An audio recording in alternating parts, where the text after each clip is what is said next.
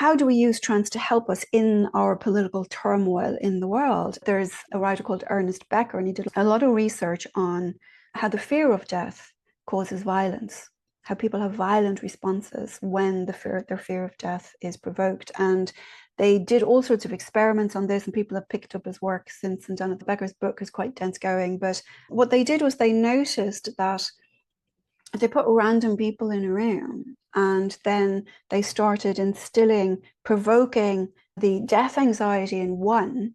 They became more violent towards other people. And what we've noticed is that that death anxiety brings an awful lot of fear and anxiety into the world, and that leads to senses of otherness, of violence, of subjugation, of all of these things.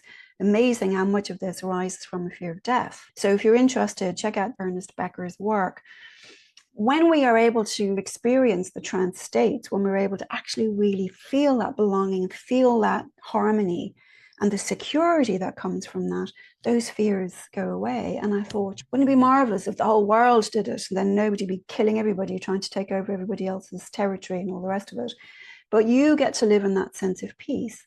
And one of the questions somebody asked here was, how do we use trance to help us in our political turmoil in the world? And to me, that's how we do it. We do it by moving ourselves into this place, so that when we are living from this place, we are also emanating from this space.